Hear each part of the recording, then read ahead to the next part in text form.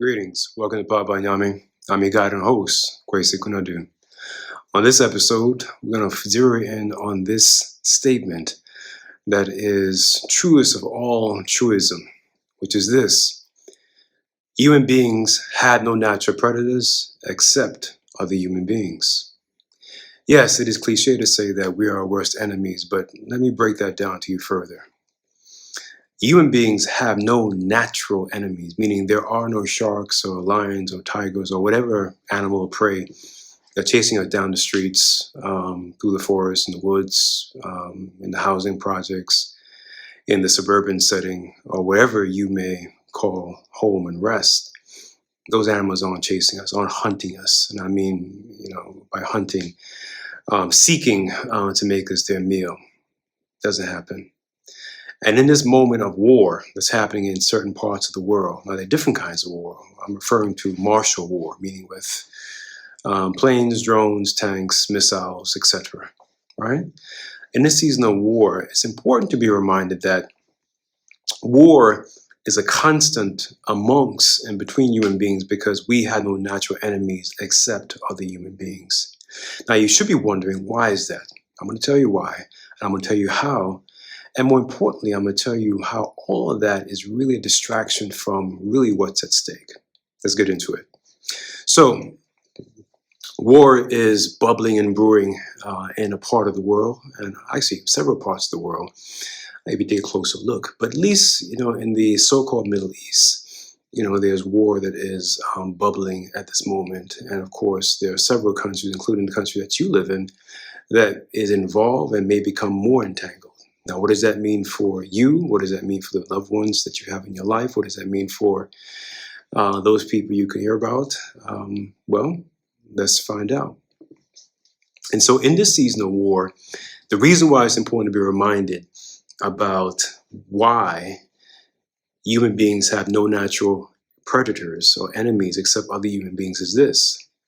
You see, being born into the body of a human, right? Being a human being, right? That is an entity in this body or a body like this means that once you enter that body through hopefully the womb of a woman, but in some cases it appears that that's not the only way to come into this world. But for argument's sake, let's stay with the one that we're familiar with, which is that we come through a mother's womb or a woman's womb. And we enter this world, immediately we become corrupt. Immediately we become stained by the filth and the dirt and the muck and the warring that is being a human being. Looking throughout human history, there's no point in human history, in world history, that is the experience of human beings, recorded or not, in which there isn't war occurring somewhere, someplace, in several societies at the same time. War is a constant. It's like water we drink, right?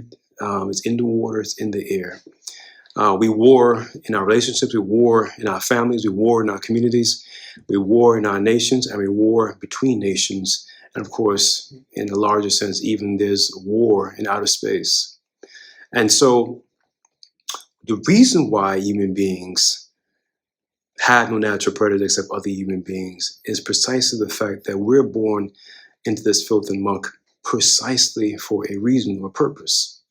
And before I tell you that purpose once more, because I've told it to you in several episodes before, I'm going to give you a few examples, right, of how human beings are their only predators. I'll tell you a few stories actually. One story is by way of someone I know, very respected person, right? He does what I do, as a scholar, as a historian, right? And he told me this story some years ago. And so he said that when he first, began his journey as a historian of Africa, and this is a man of African ancestry, just to give you some context. He, looked up to or wanted the validation of the established, white male historians, because that's really, who were the historians for the most part up until very recently when it comes to African history. And so, he sought out their validation, sought out their acknowledgement.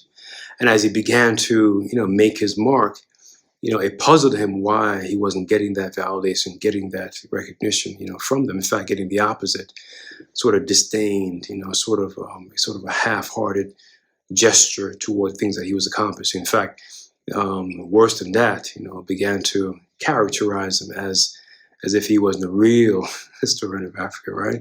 That he was doing something else while they were doing the real history of Africa. So, he said that to one point, this started to make him feel real bad, to the point that he cried once, maybe more than once. And, I listened to him attentively, as I generally do. And I told him, this is over the phone. I said, I don't have that problem. Never had that problem. And when I said that, it wasn't a statement of arrogancy, because, this is a friend and one who has been a big supporter and fan of my work and me. And so it wasn't a statement of arrogancy, but nor was it a statement of humility. Let me explain. I said, I don't have that problem because I don't put any stake or any trust or any faith in other human beings to validate me or to recognize me or to give me accolades or hate. I don't. I said my bar, right? My standard that concerns me is ancestry. It is, and to be precise, not simply my ancestors, of course, they have a part of it to play, because they help to lay out, certain kinds of, gifts and certain kinds of abilities and skills that I have, and certain challenges for me to wrestle through, test, to essentially pull me through this relay race, or marathon, of a human journey. And so they have that's a part of it. But the other part of it is that the people, right, that have passed away, in terms of the human experience and left a record, oral, written, scribal, you name it, pictogram, symbols, whatever the form in which they left some record or some inkling of their lives. To me, it's my honor, right, to be able to get their story right, to reconstruct it, to build it back in a way that if they were here and they wanted to read and could read, they would in fact say, hey, I see myself in it. So I told him that that's my bar, that's my standard. And my standard is not set within human beings, because I know the sort of the rotting carcass that is a human being. I know the ways of human beings. And so me setting the bar in that way sets me up not to be hurt, first of all, by another human being, but also puts things in perspective that, this human journey is not about, what people think about you. It's not about what people say about you. It's not what people, whether there's accolades and kind words and praises, or it's the opposite, right? Being human is much more, much simpler than that, right? But many of us get caught up, in this world as if it's the only world and the most important thing around us. And so when we think about, our careers, and we think about, our purpose in life, when we think about, spirituality or spiritual culture, as I call it, we do so as human beings, which of course is our downfall, precisely because, we're using this world to measure the realities that spring from another. It's like measuring, the water through your faucet to get a sense of how much water is in the ocean. It doesn't work that way. Or how much water springs from the clouds that hits, the mountains and, feeds our aqueducts and our springs and rivers and streams, right? We're using the wrong metric and the wrong framework to measure the other reality to say, hey, if we meditate, if we breathe, if we do our positive affirmations, if we do this ritual or that, we're good. And we miss the simplicity of it. And that simplicity is found in my story with my friend, that it's where we set the bar, right? It's what we're after, it's what we're chasing, right? So we get into the story on that note.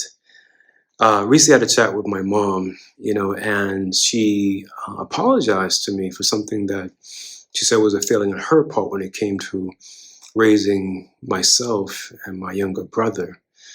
And, I said to her, with all sincerity, that Mom, it's okay.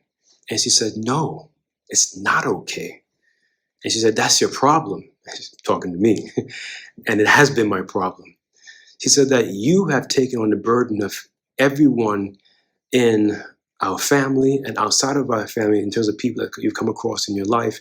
You've taken on their burden, which by extension, taking on their negative spirit and their demons by saying it's okay, essentially by co-signing it's okay, by affirming what they've done is okay.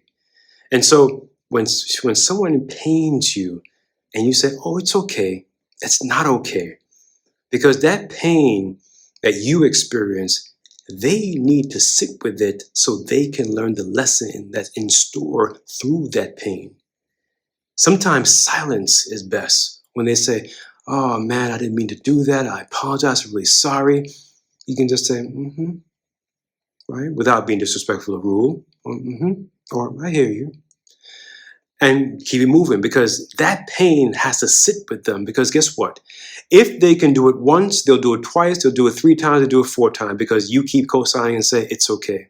So Mom reminded me, another feature of being human and being this cesspool, that people will continue to use you and abuse you and take advantage of you. And guess what? We co-sign it by saying, it's okay. And we mean well, but well-meaning and doing right by ourselves are not the same thing. Supporting someone, right, and caring for someone is not the same thing. You can be supportive and say, yes, I'm here for you, but taking on their burdens, taking on their negativity and their negative energy or demons and making them yours, that's the wrong move. Why? Because human beings are corrupt, are filthy, are nasty. And I don't mean physically, right? I mean deep within, from inside out.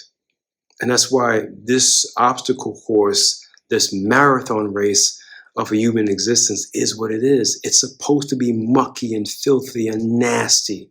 We're supposed to war with each other. We're supposed to get into it.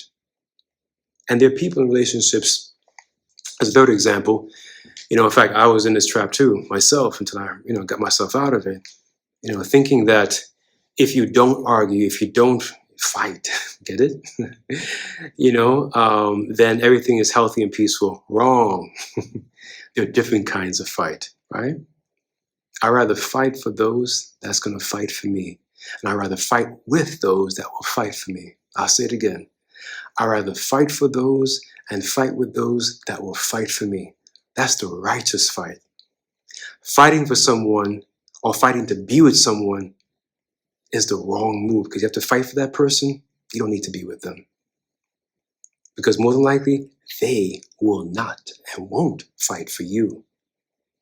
If you're doing the fighting and you're fighting to be with someone, or you're fighting for someone to be with you, that's not the fight you want to be in. I'll say it again. That's not the fight you want to be in. Right? Because of the filthy, the mucky, the dirty, the nasty, the ungrateful, all of the humanness that makes us human beings is on full display. It doesn't matter how much makeup we put on. It doesn't matter how, gorgeous or handsome our outfits makes us look.